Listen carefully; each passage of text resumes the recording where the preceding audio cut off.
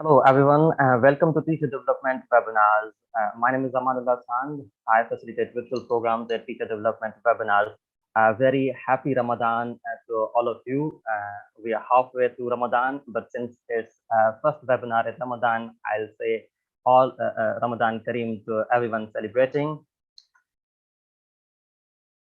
So as you know, a teacher development webinars is a social action project to support teachers and educators around the world with professional development opportunities. It is an initiative using the rise in online PD to connect people from around the world with opportunities which they may not have had due to the old normal of face-to-face conferences.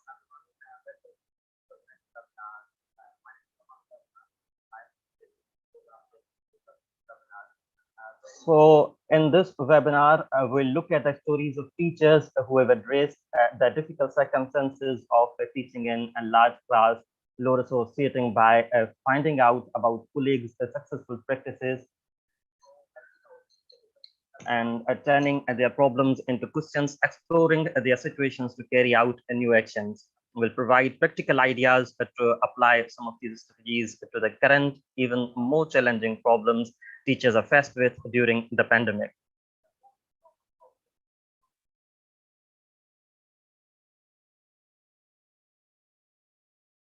And now it's my honor and privilege to introduce Dr.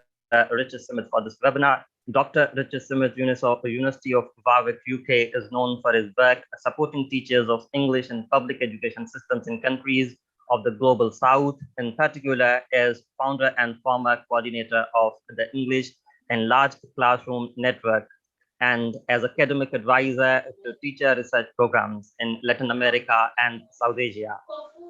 And the last of these roles, he developed the exploratory action research approach to teacher development, which he has shared in a handbook for exploratory action research with Paula Rebolledo and mentoring teachers to research their classrooms, a practical handbook. In this webinar, he'll also refer to some of the stories in another of his freely available British Council books, Teaching in Low Resource Classrooms, Voices of Experience. We are pleased to have you, Dr. Richard. Welcome to Teacher Development Webinars. Thank you very much, Amanullah. And can you see me okay on the screen? Yeah. Yeah. So thank you very much, Amanullah, and welcome everybody to this webinar. Thank you, Amanullah, for arranging this webinar and for this series of webinars, which I think is very useful for teachers these days. Of course, we are living in very difficult circumstances and trying to teach and trying to develop ourselves in these very difficult circumstances. So my topic today is teacher development in difficult circumstances. I'm going to mainly share some stories from teachers. I've been working with teachers in countries like India, Nepal, and in South America, Chile, Argentina, facing quite large classes and sometimes not many resources, not many textbooks. But that was before the pandemic, and of course now the situation is even more difficult. So I'm mainly going to be sharing some stories and voices of teachers, not really telling you how you should be teaching. I'm not going to be sharing ideas about how to teach today, but I do want to share experiences of teachers who are doing things to improve their teaching and who are finding ways to develop themselves professionally. I'm going to share my screen now, share a PowerPoint with you. Is that possible? If you can see this, just tell me if that's okay. Can you see that okay, Amanullah? You can see this okay? Right. Oh, by the way, Yes, if you are since it started sharing. Yep. Yeah. If you if you are watching this on Zoom, if you could introduce yourselves into the chat, that would give me and everybody else a good idea of where you are from. I can see that some of you are from Nepal, Morocco, Kuwait, South Africa, Indonesia, Oman, Pakistan, Bangladesh, Philippines, Scotland, and that's really great to see that, Uzbekistan, Saudi Arabia, Philippines. So a very, very international audience. I'd like to begin by sharing a very recent experience from a teacher in Karnataka in India. And let me try to play this. He's recorded a very short introduction to the problems he's been having recently, and also some of the successes he's been having in his teaching situation. I'm going to let you tell me if you can't hear this, but I hope that everybody can hear this just for 3 minutes listening to Faiz. Hi, I am Faiz Khatib, teacher of English at Government School Indi, Vijaypur district of Karnataka state, India. I am a teacher in a Urdu medium school and I teach English as a third language. I am glad to share the success as well as the failure story of my classroom during this pandemic. It was indeed a horrible academic year as far as the learning of student is concerned. Facilitating our learners without physical classes was a great challenge. It was a complete new experience. Initially, when schools were literally closed, I spoke to our colleagues and friends about the steps we have to take to keep the child linked to the learning. After a lot of discussion, online teaching through different modes was the first idea we struck with. We decided to use online meets using Google Meet, Zoom, etc. and deliver our classes. At the same time, I framed WhatsApp and Telegram group too to follow up the task given during the meet. So I contacted my students and informed about my online teaching plan and also briefed them about the apps they are supposed to use it. I was very much excited and hopeful that this will definitely prove the substitute to my regular class. But after the initial meeting, I realized that it will not, as I could see very poor response from the students. It all started with the attendance, which was hardly 15 to 20%. When inquired, students cited the reason of poor network, non-availability of proper gadgets, and technological illiteracy. All my posts sent on various online groups got marginal response. Calling all the students now and then and asking to see and complete the given task was a real headache for me. I could not teach anything seriously, so I literally stopped it. And hence, this act was an utter failure. After this, government's scheme of Vidyagama, where teacher was supposed to meet the students at public place by taking care of COVID norms, lighted the new idea. In the beginning, I visited group of students and interacted with them through stories and short poems. Since the students were coming in mixed grades, I thought of facilitating the most common competencies. The idea was to keep the child engaged, connected to the learning, and he should not lose the link with the textbook. After discussing with friends and colleagues, I struck with the notion of preparing worksheets based on the core competencies of their respective classes and distribute it among the learners with proper instructions and recollect it in the next meet to evaluate it. Students had the liberty to call the teacher and get their doubts cleared and complete the worksheet. This was really a good activity as majority of the students participated in it actively and happily. They were happy to complete the task given in the sheets. They took the help of their classmates, seniors and neighbors and even called the concerned teachers and completed the task. It was new and joyful learning for them. They were just waiting for the new task every week. Now I am happy that I could keep my learners in touch of learning. This is my success story. Okay, so that was Faiz, who's from Karnataka, and you could hear there, I hope, that he had obviously problems, like all teachers have had difficulties and problems. But and at first he talked with his colleagues, and they decided to try out some things like internet and Google Meet and things like this. But of course, there were then further problems like lack of response from the students. And I'm sure that many of you have experienced similar concerns, anxieties in your teaching. And response and attendance wasn't so good. Network problems, internet connection problems, and many students didn't have good connection. So this led him into, and I'm sure again that many of you who work in low resource contexts, in maybe in countries in the global south, have experienced similar difficulties. He then found some new solutions, and he did share some stories and made some worksheets. And with other teachers, they made worksheets, and this was more successful. And he gave the students the opportunity to phone him or call him, and he went out to meet the students. And the students were completing worksheets with their neighbors and their friends and even their parents sometimes. So this was just the story of one teacher, and there have been many examples of this kind of resourcefulness in the face of challenges and difficulties that we are facing these days. So I started with that story, and these are the kinds of teacher I'm going to be talking about. Teachers in what might be called difficult circumstances, and these days relatively we may call them super difficult circumstances. So I'm going to talk a little bit about how we can help teachers to develop in such circumstances, and the main ideas are that we can share successes as well as difficulties.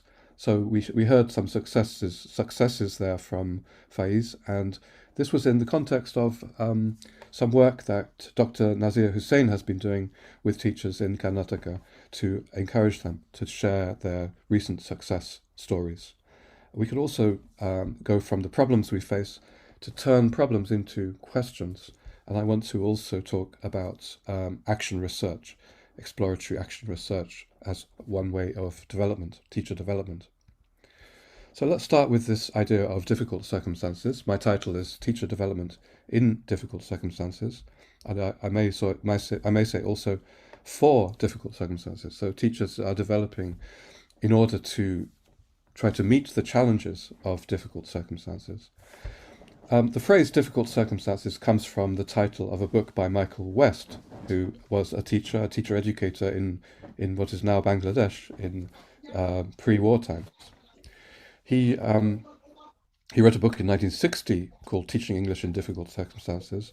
The kind of circumstances he was thinking about were relatively large classes, 40 or even 50, congested, so in a small classroom, maybe with very crowded together. Ill-graded means mixed abilities, with a teacher who perhaps does not speak English very well, often working in a hot climate. So he was thinking of countries like Bangladesh, like India, etc., Pakistan, etc. The problem, but especially he was thinking of teachers in public education systems, not the private schools, which have a lot of technology, a lot of resources, but a very typical kind of situation around the world. The problem, as he said in 1960, that this problem has become worse because there are more children going into education. The numbers of children going into education have been increasing, but the numbers of teachers have not been increasing. And in fact, we can see this now as well nowadays. The governments around the world have been quite successful in getting primary children into schools for the Millennium 2000 goals, but the numbers of teachers and the numbers of classrooms have not increased. So in fact, this question of many students in one class has been getting worse these days. So it's still a problem. Now, I've been working with teachers and teacher trainers working with teachers in these kinds of situation. But a friend of mine, Prem Payak from Nepal, in 2016 there was a very bad earthquake in Nepal. So teachers were already teaching in situations like this, but then there was a bad earthquake, and he went around helping teachers in these very difficult, even more difficult circumstances of the earthquake. And he called that super difficult circumstances. I think these days this is what we are thinking about, that many teachers around the world have already been teaching in difficult circumstances, but they are now facing very, very extremely difficult circumstances in the pandemic. Just going back to that time in Nepal, Prem Payak, he gathered this story of a teacher whose name was Chetan Kumar Timsena. And together with Prem, we turned this into a kind of teacher development activity, maybe to help teachers who might in the future face a kind of crisis situation. But we didn't predict the pandemic, but we thought actually teachers don't get enough preparation to deal with super difficult circumstances in crisis. So we turned his story into a kind of activity. So I'll just read this to you. I'll summarize this. In the earthquake, it was 2015. A large number of children became orphans, homeless, and schoolless. Terrible situation. And Chetan is a teacher at this large school. It was very, very damaged in the earthquake. His school was closed for more than a month, and finally, when classes could resume, there were many challenges confronting the teachers. I wonder if you can maybe write in the chat what you think the challenges might have been that the teachers faced at that time. Would you like to write into the chat if you can imagine what those challenges may have been? Or maybe you are from Nepal and you remember this situation, and when you went back to the school, the challenges that you were going to face in these super difficult circumstances. Please feel free to write into the chat if you would like to. Let me. So we building repairs, emotional stress. Rashmi has said learning gaps have increased, and of course that's what we will face these days, isn't it? With some children having better access to the learning than others. They lacked the normal classroom support and no place to teach, Iram has said as well. Let's just go forward and see whether that's what Chetan faced. He said the major challenges included how to manage the classes when so many classrooms were damaged, but also, as you have mentioned yourselves, how to deal with students' psychological effects and the fears and trauma after the earthquake. But he then turns into thank you for the other suggestions you say, that lack of food, assessment problems, and financial problems as well. So we can all share the idea that these were going to be extremely difficult circumstances, and of course, but teachers knew it was important for them to seek solutions and find strength to re-establish daily school routines.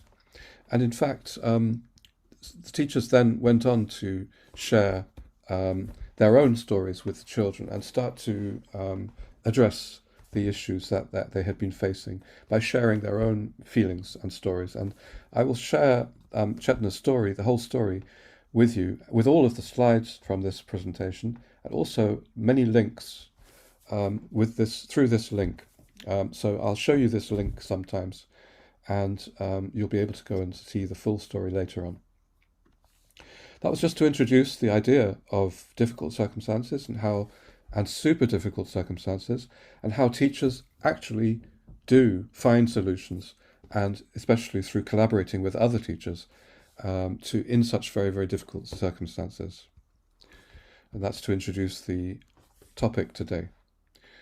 Now, I'd like to make this a little bit interactive, and if you have a mobile phone where you can point it at this QR code, or if you have a computer that you can access this website, menti.com, there is a question I'd like to ask you.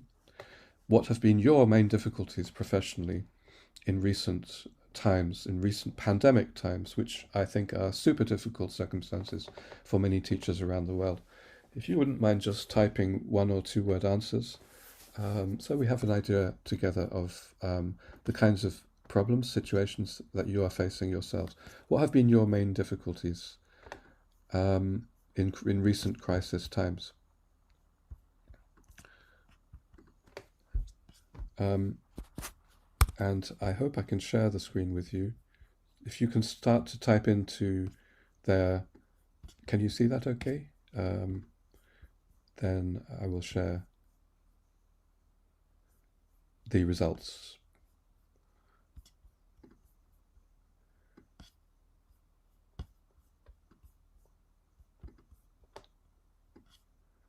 Or you can type into the chat if you prefer, if you are with us in Zoom.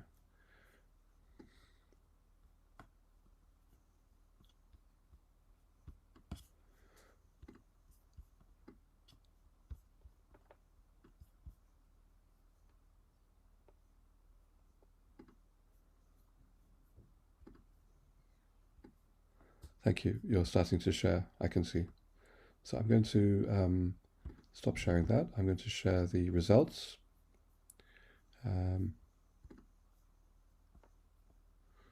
Let's see. Yes, here we are.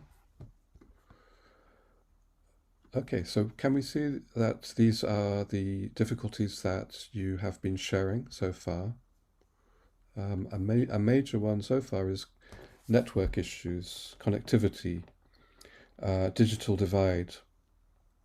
And that was something that the teacher earlier on was mentioning as well, lack of connection. But also we can see some of the same issues that were facing him, lack of attention or demotivation perhaps, or lack of motivation. Yeah, and some emotional trauma. So I think I can see here that there are issues of connectivity, internet connectivity, also participation or our motivation perhaps. So yes, and I've come across these two major problems as well in my work with teachers in different places. Right. Let's come back to these problems later. So I'll note down that these two major issues, connectivity and lack of participation or attention, apparently. And I'll stop that. I'll go back to the slides. So next point is so we've been talking about some difficult circumstances in normal times, if you like, but also the super difficult circumstances which may be facing teachers who were already in difficult circumstances. Now, I would suggest that teachers are not really well prepared for either for difficult circumstances or for these super difficult circumstances in our teacher training. And that therefore teachers like Chetna, like the earlier teacher in Karnataka, they need to take control of their own development. They need to be doing things for themselves. We need to be doing things for ourselves in order to cope with the challenges we face. We're not really very well prepared. You have, as teachers, we've all been facing these challenges. And I think my main point today would be that the solutions to problems, they are not easy. There are no easy solutions. But solutions to problems or to challenges, they are within our own hands. And especially in collaboration with other teachers, with our students. What I'd like to just ask you is to see how you feel that you have been addressing professional difficulties. Because teachers all around the world have been taking things into their own hands and addressing things and learning how to face these new difficulties of the pandemic. It would just be quite interesting to hear from you. Just write numbers into the chat.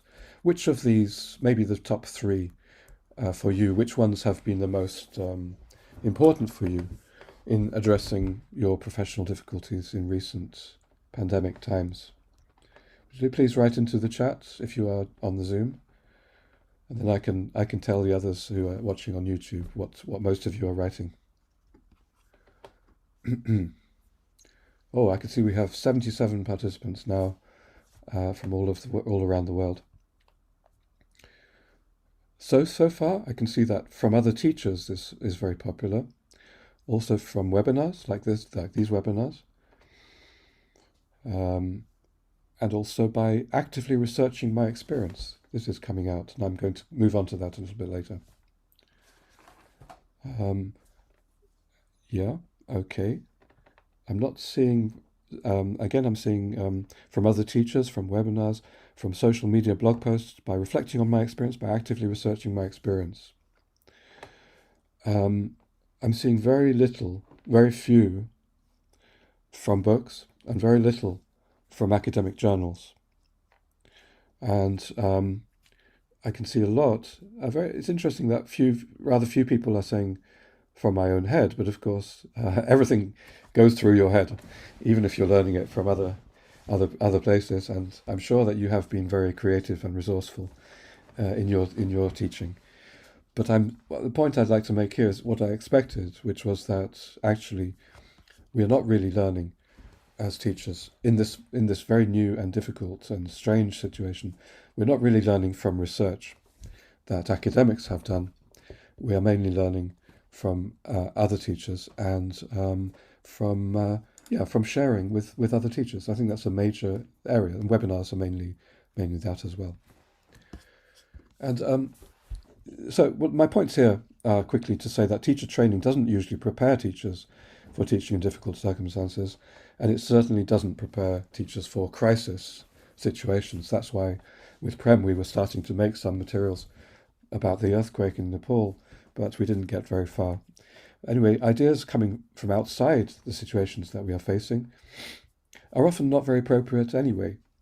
And so many ideas perhaps about the pandemic and teaching in the pandemic, which are being shared in the UK or in the USA, are assuming that there is great connectivity, there is great internet access.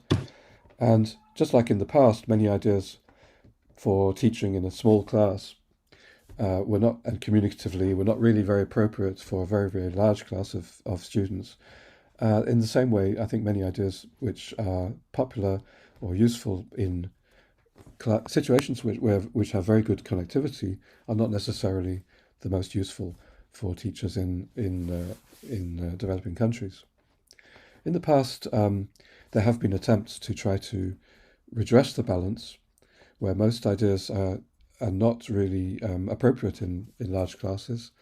There was a project in Lancaster and Leeds in the late 1980s. From 2008 onwards, I revived that research interest with Fawzia Shamim from Pakistan, because we felt there still needed to be more work done to support teachers in low-resource, difficult circumstances. And we developed this network called the Teaching English in Large Classes Research and Development Network.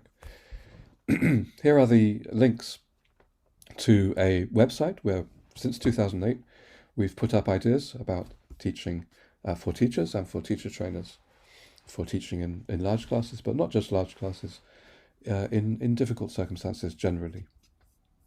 But we never predicted the pandemic, of course.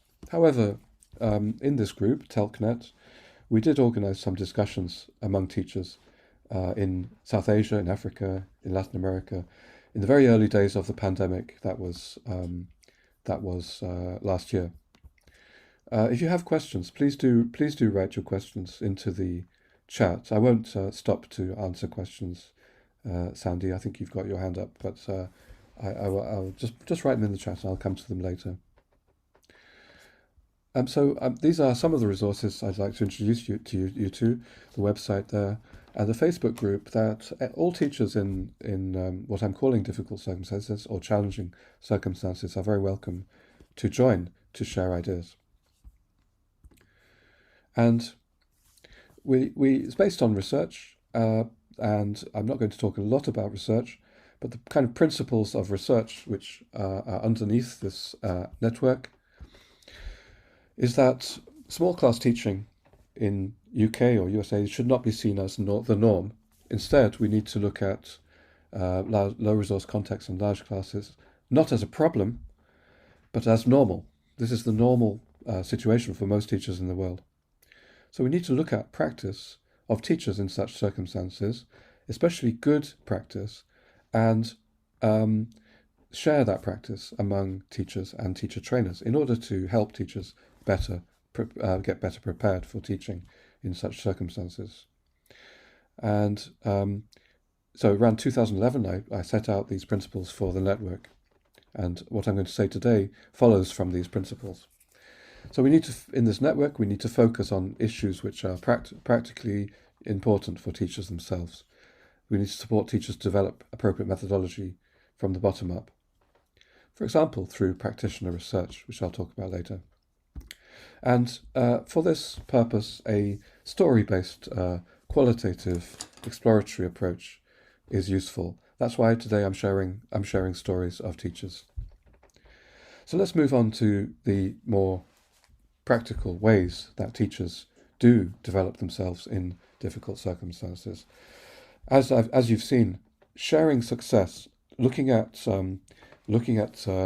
classroom situations, looking at the situations nowadays, and trying to identify success, not just always talk about the problems, and not deny the problems, because we'll come back to problems later, but to try to identify what is going well, or what we have learned from difficult circumstances, and then share that among teachers is one important way that teachers can be helped, supported to develop.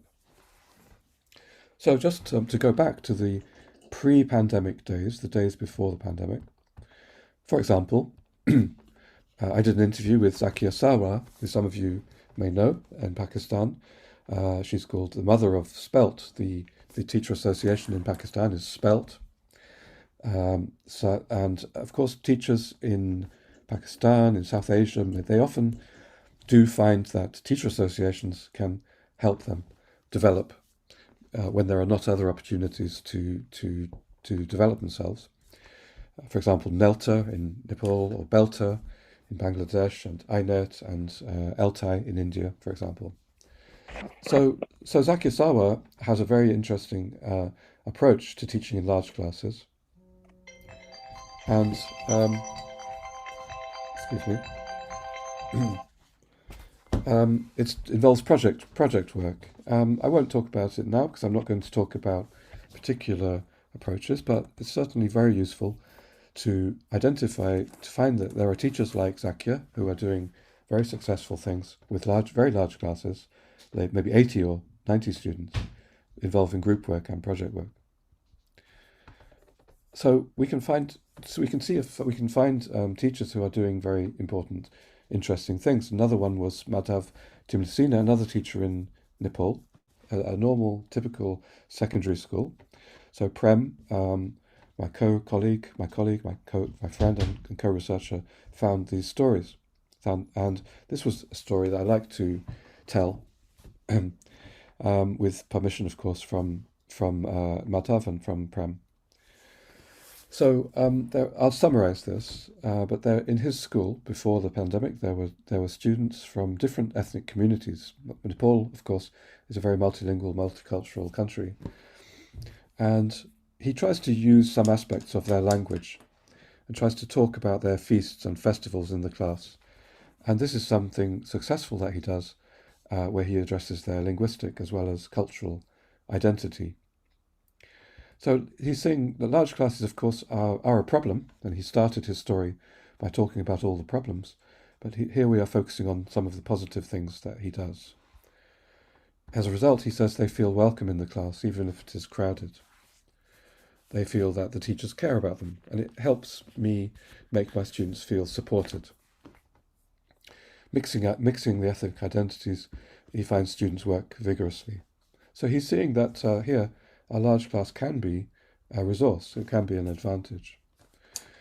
Here is a problem, though, that maybe many of you have as well, that a few talented students dominate, but they can help the teacher to teach more effectively. So he places them in different benches and asks the strongest students to help the weaker students.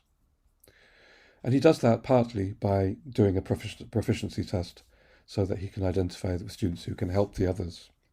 So, of course, it's difficult to teach such a large class. I think it's about 80 students in his class.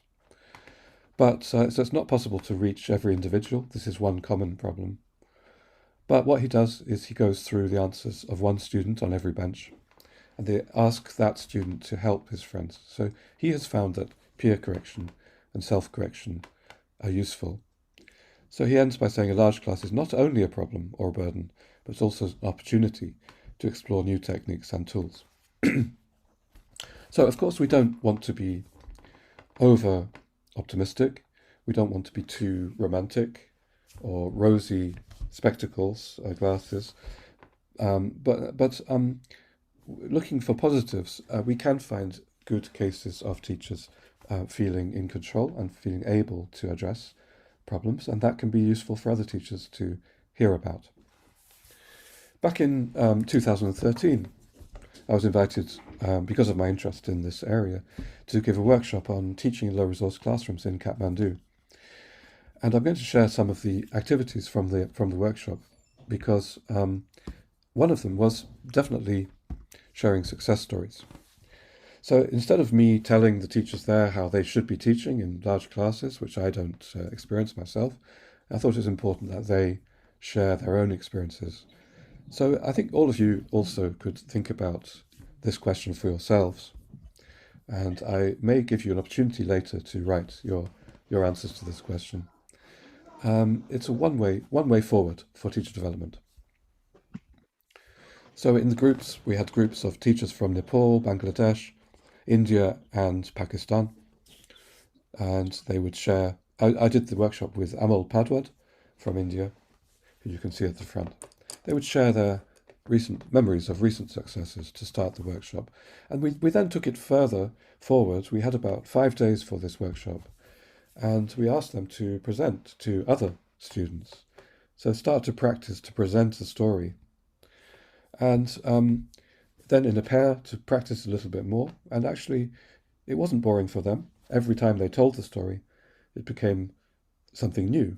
And they started to feel very confident about their practice instead of seeing everything as a problem. And then we actually asked the teachers, this is Gulnaz from Pakistan, we asked the teachers to present in front of the whole group. And we were lucky to have a film crew, because the British Council was supporting the workshop. We could video these stories and we could put them up onto our website. And we also made a book just from these success stories. Believing, yes, a link is, I certainly will share a link for these materials, for all of these materials. It's the same link I shared at the beginning, but please do remind me to share the link again later. So we share, there are success stories, they're on film, they're also in the book. And interestingly, they found a great deal of value in that experience of hearing one another's success stories. They were all teaching in rather large classes, in rather low resource classrooms. And one of the teachers there was Sagun Shrestha from Nepal. He was a teacher trainer in Nepal, and he took this idea further forward in his teacher training. Remember, this was back in 2013, and he developed this further in his teacher training. Instead of coming into the training and saying, you should do this, you shouldn't do that, he started asking the teachers themselves to share their successful experiences and found it to be a very effective model. Because teachers then felt more empowered, they felt more that they were doing things right, and they felt more confidence, and they could learn a lot from one another's experience in very similar situations. So Sagun took this even further forward within NELTA and had a workshop at the NELTA conference. He then had organized 2 success story conferences in Kathmandu. And I just want to show you that has even gone further than that. And right now, and there's the link at the bottom of the page. Again, you can see if you want to go for some of these links and resources. You can find all of the links there.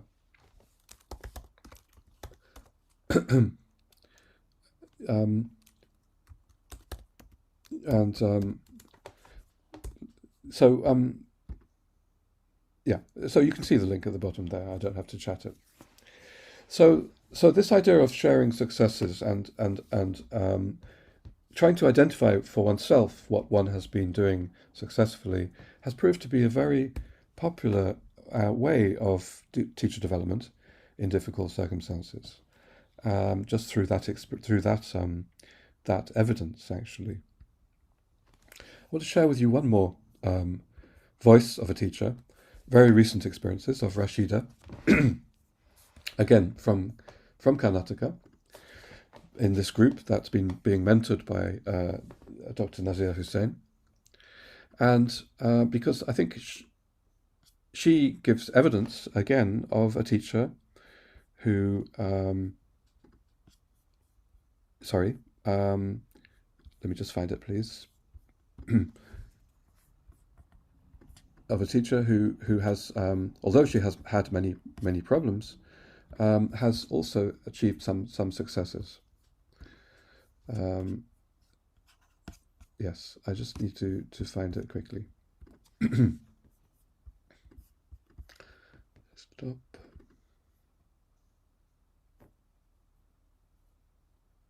And as I'm just finding this, just think about your own case. And I'm sure, although you've had many problems, I'm sure you've had some things that you are proud of, some things that you have managed to achieve, which you might find useful to share with others, and then to hear from others about what they have achieved, just as they have been doing in this group with Dr. Nazir Hussain.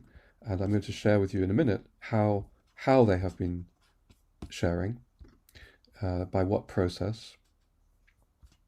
Okay. Now,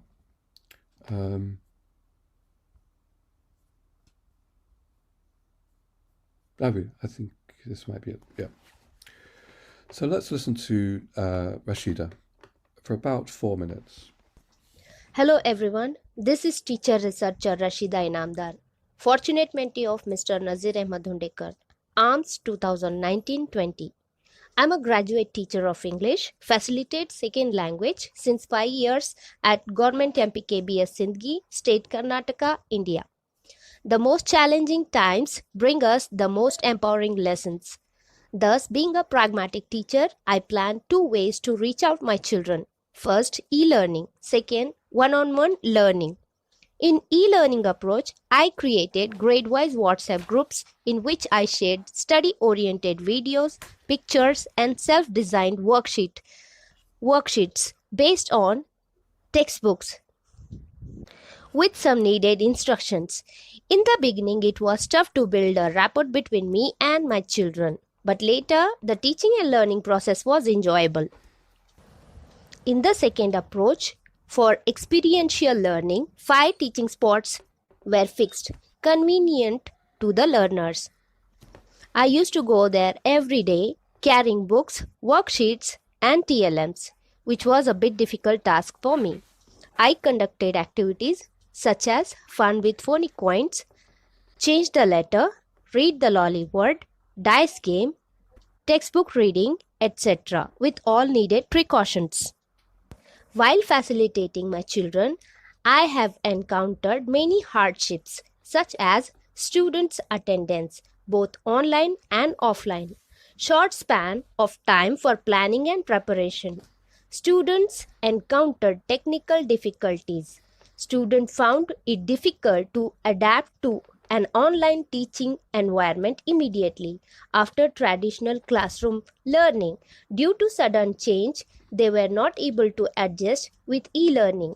Many of the times, students found it difficult to communicate and comprehend the content of teaching. Hence, they reached me to clear their doubts by calling and sending voice messages. Poor background of the children. Parents go for daily wages. 50% of the students do not have smartphones for learning. Thus, children had either little or limited access to the internet. Lack of parental support, which led to half-hearted learning attitude in my children. Balancing diverse learning needs of the children was one of the major issues.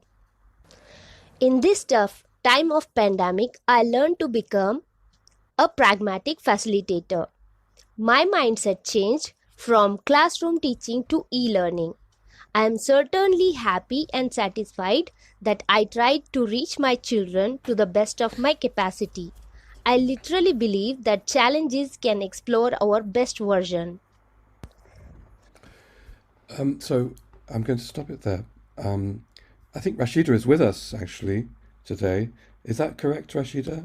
If so, then thank you very, very much for giving permission to share your experience. And maybe we can ask you questions later. So thank you very much, Rashida, for allowing us to share your experience. And Faiz, the point I'm making here is that there's a lot of value in teachers identifying what they have achieved, and in other teachers hearing about this. In the context, what Rashida has been experiencing is a kind of mentoring experience with her mentor, Dr. Nazir Hussain. And I think the first question, if you are a teacher trainer or if you are responsible for teachers' development, this might be an approach that you might like to adopt these days. Together with some friends, colleagues, Seden Tuyan in Turkey, Eli Bekesh in Ecuador, and Mariana Serra in Argentina. Last year, in June, we started to get together to think, how can we support teachers? We don't want to burden them with extra teacher research, for example. Let's try and see if we can develop the enhancement approach, which means building on teachers' success, teachers' positive experience. So we started that ourselves. We then shared that with mentors like Dr. Nazir Hussain, and we developed a set of questions which mentors can ask to teachers, or which teachers can ask themselves, and maybe you can ask yourselves as you are listening today, which might help us to get value out of our experience and take our experience forward in teacher development. The first question is, what have you gained professionally overall in recent crisis times?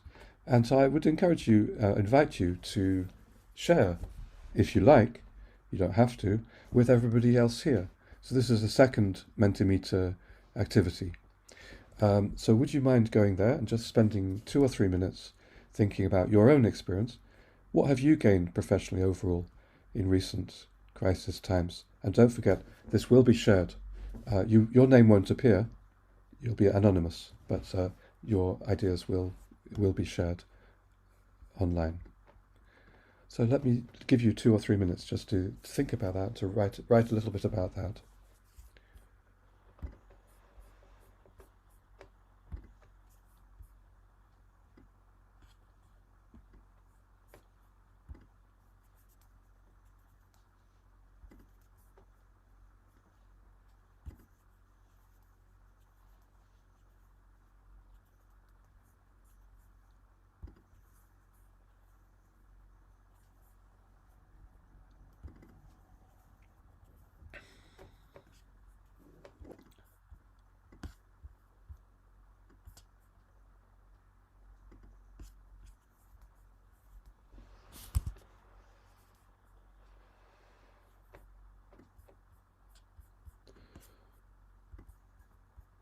So while Dr. Smith is posting the link, let me clarify those questions which are about certificates. So yes, you will get certificates at the end of this webinar. We are going to share the feedback survey form soon, and once you fill it, you'll get your certificates. Thanks for your patience. Thank you. So carry on writing. I can see that some of you have already started to share there. And patience is certainly something we've all developed, hopefully. Online skills as teachers.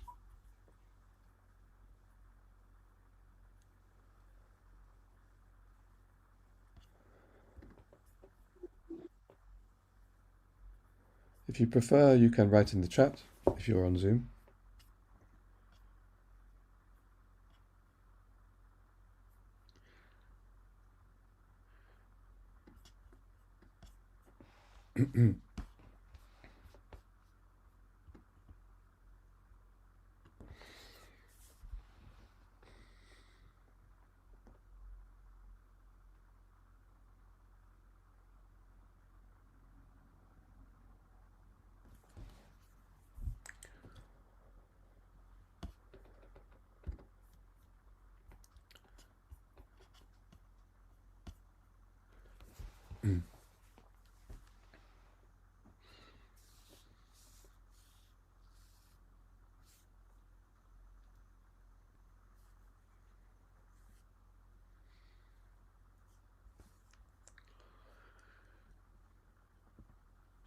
Yeah, and I personally would never have dared to use this Mentimeter in the past, so I think I've developed some online teaching ability, and I'm glad it seems to be working. You can see the answers of your fellow participants in this webinar.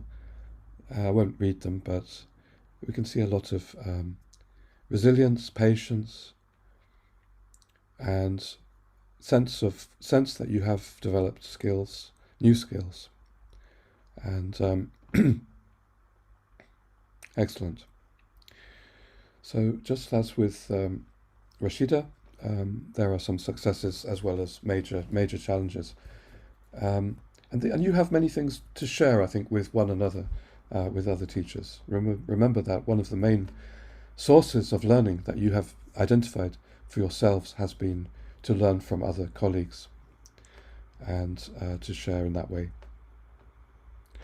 Okay, I'll keep. You can keep writing. I will share the link to this into the resources place.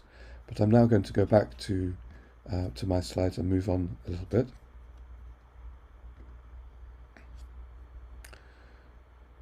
Okay, thank you very much for sharing that. So I've been talking about success. To take this a little bit further forward, starting with a general sense that you have developed these skills, you could ask these questions to yourselves. These are the questions that we've developed with with Sedan, with Ellie, and with Mariana, and that we shared with mentors around the world. You can get teachers talking to one another in pairs. If you have a colleague, you could ask one another these questions, or you could ask them to yourself. You have this general area that you feel you've developed. You can take it further forward as a way of developing based on positive by asking these questions. So what particular successful experiences have you had recently? If you are with a partner, you can ask each talk about this for 10 minutes. What were the signs of your success? Again, it's trying to explore a bit more, bring to consciousness what was positive. What were the reasons for it? Asking yourself these questions can help you to generate future success, further success. So going forward, what do you want to explore further? We're moving into a kind of research approach to extend your success. Sorry, what could you do to extend your success?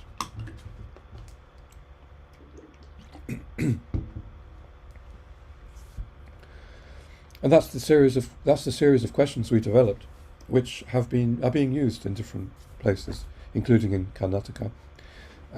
So that's how we could hear those experiences of Rashida and Faiz, because these are the questions that Dr. Hussein was asking the teachers to ask one another. So let's go back to problems, because the difficulties are still there. We've been focusing on positives, but going back to what I was doing with teachers before the pandemic, in this same book, in that same workshop in Kathmandu, another activity was to look at the problems, try to turn them into how can I questions. So starting with difficulties now, not success. Remember the issues of connectivity, the issues of lack of participation. How can you, a very positive thing to do is to turn a problem into a how can I question. So remember the difficulties that you've been having, that you wrote down at the beginning, and think about how you could turn them into how can I questions, because a question is then a starting point for development and sometimes for research. So for example, in that workshop, this is Miriam from Pakistan. In her large classes before the pandemic, she said it's difficult to get students' attention to stop them working on a pair or group task. So we encouraged her to turn that into a how can I question. How can I attract students' attention? Not all students participate due to being in a large class. Well, turn it into a question. How can I design activities or group work so all students participate? A couple more. It's difficult to promote active learning. How can I help students to be active in their learning? And maybe that's a question you might be asking about the pandemic situation if you feel your students have not been as active as you want them to be? How can I help students to be more active?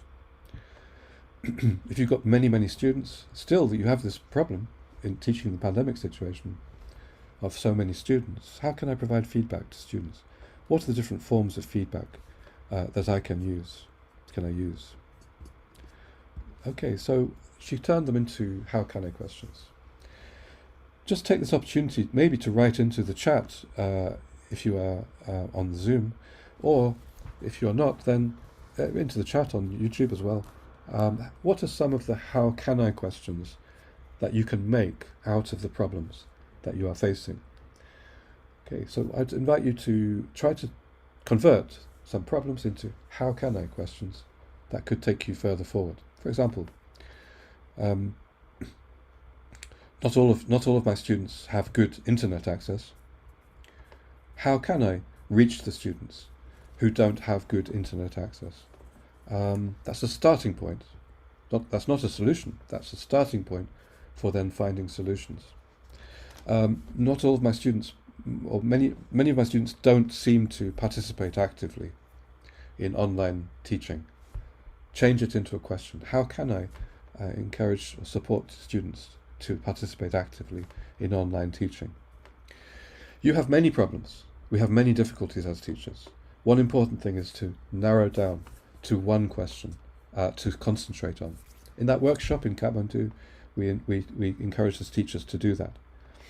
So Miriam started to work with Mandeep, who was a teacher from India. And they had a similar issue. How can we make students interested in group work when they show no interest? How can we ensure that everyone in the group participates? They were interested in group work. So in the workshop, they put their question onto the board. We asked all of the other teachers to walk around and write on a post-it note if they felt they have something to offer in that group. There's some solution, perhaps, to the question. And what happened then was that they interviewed each other in the group. And finally, they presented what other teachers in the group had offered as solutions. So we had a nice period of time to do that. But that shows you one way that you can go and find answers to questions. If you have a question, you can go and try to find answers. And one way is by asking other teachers. You could even post your question into a Facebook group. I'm giving links to Facebook groups where teachers can go join if they're interested in, if they want to find answers to questions about teaching in difficult circumstances. Sorry, I'm going a little bit fast with this. Just to move on. We've talked about questions leading to answers. If you have a question in your mind, you can go and try to find answers. And that's the beginning of research. Now, teachers may think, well, research is not for me. Research is for academics. But together with teachers in Latin America and in India and Nepal, I've been developing something called exploratory action research, which I think is quite down to earth, quite practical, and which teachers are engaging in and finding value in. It's research by teachers to try to find answers to questions that are important for them in their work. So one kind of research is to have a question and to go and ask colleagues. Another kind of research is to try our ideas out in practice and to see if it works and to get some data from students to see if it works or not. That's what we call action research. And after that workshop in Kathmandu, teachers tried out some of the ideas they had got from colleagues, and they evaluated the results and they wrote about that experience in a very down-to-earth and I hope reader-friendly way in this book, which is freely available from the British Council. In Latin America, I started off something called the Champion Teachers Programme, together with the British Council and Chilean mentors. And teachers there gathered together. They decided on the problems, the main questions that they wanted to solve. This was in 2013. For example, how can we involve parents into the English learning process of their children? That's a question. Again, we invited other teachers to suggest ideas, but mainly this was a starting point for research, action research. But actually, it was a starting point for exploratory research before we come to action. So to try to find answers to how can I questions, it's a good idea to try to explore the situation first. And I think that Rashida made that point in the chat earlier, that before you can say how to solve a problem, it's a good idea to try to explore the situation first. And this is what we mean by exploratory action research. Here's an example. I'm sorry I'm going a bit fast because of the time. Here's an example of a teacher. My students speak in English only to me, but not to each other. That's one teacher's question or problem. Before you go to how can I get them to speak in English to me, to each other, explore the situation first. So you can explore what you mean by that. Why do I think it's important for them to speak to one another in English? You can explore what the students themselves think about it. What do my students think about this? And you can observe. You can observe the classroom, or ask a colleague to observe the classroom to explore their behavior more. In a very practical, down-to-earth way, we don't want to make an extra burden for teachers, but here are some ways that teachers can and do get information to answer their questions. If they're exploring their own perceptions, they can ask students, they can write down reflections. If they're asking students' perceptions, they can ask students to write down reflections.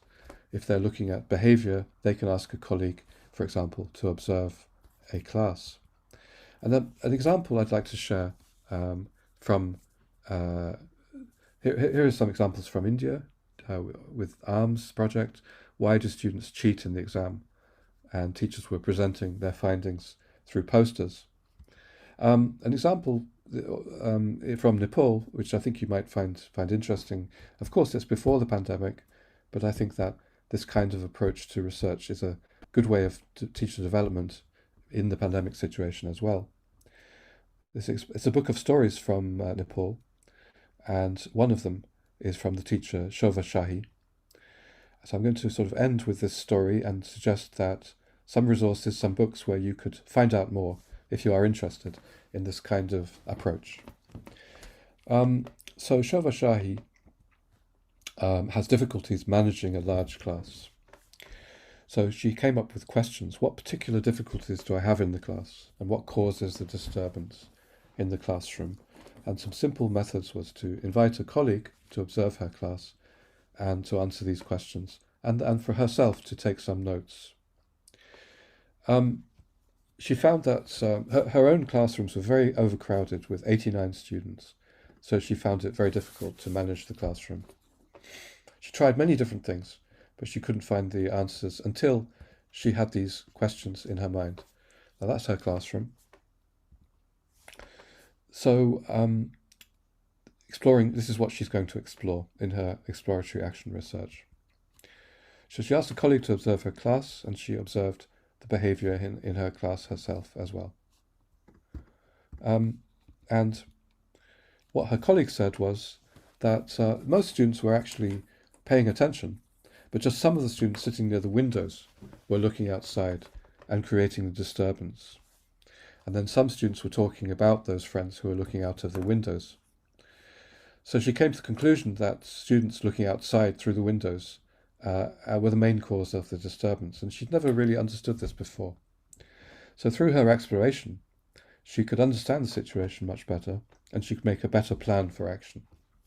So her action was give more responsibility to the students sitting near the windows, and to move closer to the students who were talking unnecessarily.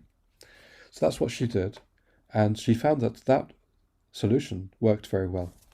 She could only have that solution because she had explored the situation first.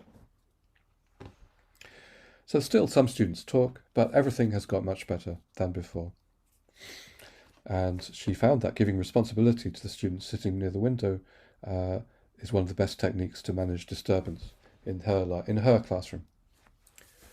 So that's exploratory action research. It means, first of all, exploring a situation and then acting to change it. And I'm just including this here as one of the ways that teachers in difficult circumstances have found useful to address the difficulties that they are facing. So let me end by sharing some resources which will be, I hope, helpful and useful for you if you are interested in this approach that I've been talking about at the end. This is the handbook that I've written with Paula Robiedo from Chile for exploratory action research. There's also a book of stories of exploratory action research. And there's also a book for mentors of teacher research, which I've written based on my experience with mentors in India. And if you are interested, just right after this webinar, there's going to be a event where teachers from Maharashtra are going to be sharing their stories of exploratory action research from this pandemic. And you can find the link through the link that I'm going to share here. This is the link where all of these resources can be found. And if you go to one of the Facebook group pages, if you join one of those Facebook groups for teachers that I've shown on this page, you're very welcome to do that, to keep on discussing issues of how to develop as teachers in difficult circumstances. And you could join in that group, that conference, where the teachers are sharing their stories of exploratory action research, both today and tomorrow in Maharashtra. So I hope that that's been interesting for you and useful for you. And I thank you for your attention. And that's all. That's all. I wish you all the best for these very, very difficult times. Thank you.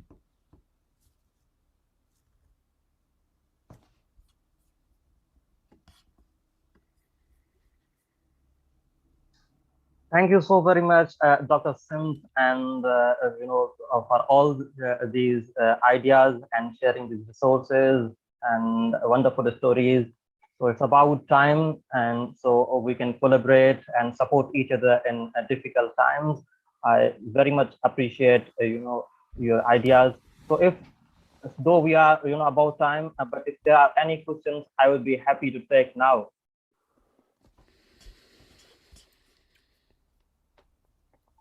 So yeah, sorry.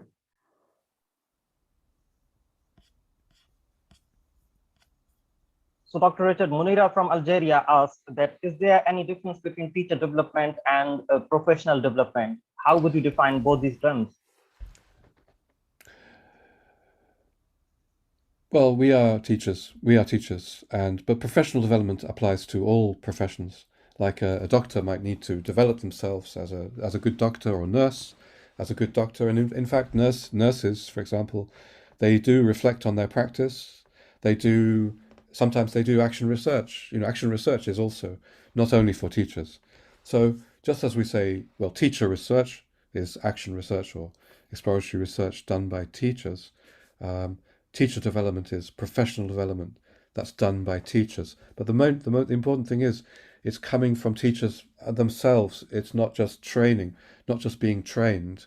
It's teacher development has an idea that we as teachers are trying to take control of our own learning, of our own development. So sometimes we talk about continuing professional development because, as you know, we have to change, we have to develop.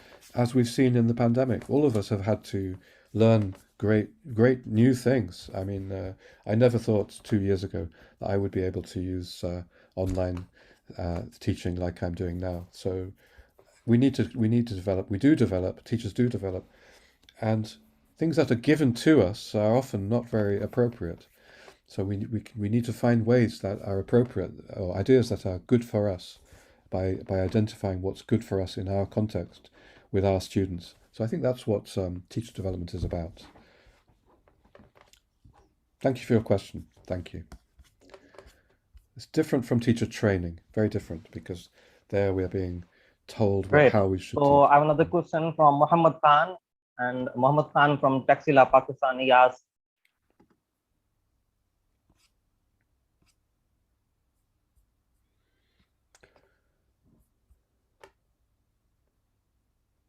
Yes. Okay, so Muhammad Khan asks, teachers are low paid in many countries. How to stay motivated for continuing professional development?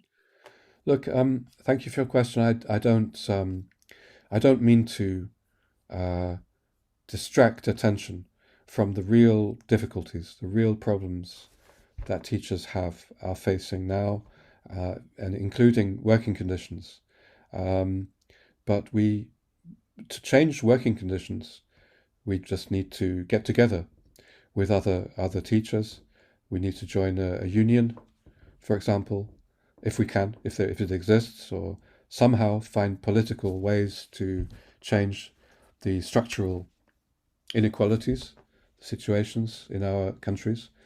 We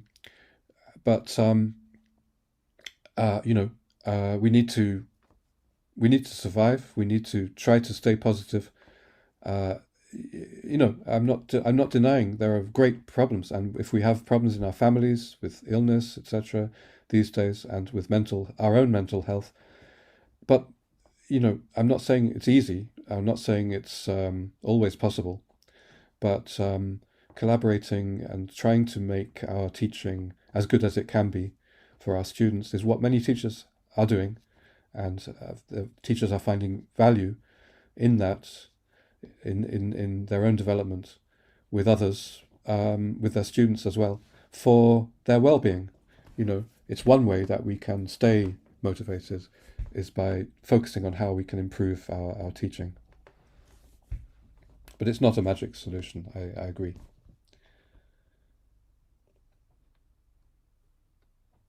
That's great. So another question from Bashir al-Hossami from Yemen, and he asks, is teacher self-efficacy important for their teaching success in difficult circumstances or contexts? So thank you for your question. And so self-efficacy is a technical word from the field of psychology. So self-efficacy means feeling that you are good at something, a feeling of I am good at something. Well, I think that's what we get from focusing on. It's very important, isn't it, psychologically, in our life generally, not just in our profession, to feel good about ourselves, to feel that we are doing something good, that we are good people, and we know that conditions outside can make us feel very low and very depressed about the world, but also about ourselves. This is to do with our well-being, and teachers' well-being, pupils' well-being is being attacked by the current super difficult circumstances. Our sense that we are not in control of what's happening to us, that we are failing. But what I'm suggesting is we balance that with trying deliberately to think about some things, at least, which we have managed to do, and focusing on positive in that way, without denying the difficulties, and then feeling good, that we are doing a good job. And I think teachers around the world are doing a fantastic job in trying to meet these very difficult, challenging circumstances. And we should feel good about ourselves for the successes that we've achieved. And that's important for us as people, as human beings, as teachers who are dedicated. But you've all decided to join this webinar, so you are all dedicated professionals who are interested in developing yourselves, and you should feel good about yourselves just for that reason, that you've decided to join this webinar. And Amanullah, you must feel good about yourself for arranging this. I mean, I think I must say thank you on behalf of all of teachers for doing this, because I think you're doing this out of your voluntary spirit, and congratulations to you. And yes, so feeling good about ourselves. Thank you so very much, Dr. Sims. Coming from you, it means a lot, and I am grateful for this appreciation and support for offering this webinar. We really very much appreciate that. And you can join our future webinars at our social media channels, and the feedback survey link has been shared in the chat, so you can take the survey for the certificate of participation. And we're available on Twitter, LinkedIn, Instagram, Facebook, everywhere. So these are our channels, and this recording will be also available at Teacher Development Webinars YouTube channel. So you can watch later, or if you want to share it with colleagues, you are more than welcome to do it. So, let me remind you at this point that we are seeing this third wave of COVID-19, and things have been massively bad. So we are offering all the prayers and best wishes to our neighboring country, India, who are dealing with these difficult circumstances. And again, I request you to follow all the protocols and SOPs, and please, understand that we are all in this together, and together with our sensible approaches and responsibility, we can get through these difficult times. So yeah, happy Ramadan Kareem to everyone celebrating again. So I'll take leave. Please be safe and take care. Thanks very much, Richard. Thanks, Afia, for sharing these links and managing all the other stuff at the technical side. Thank you so very much. Thank you. Goodbye. Thank you.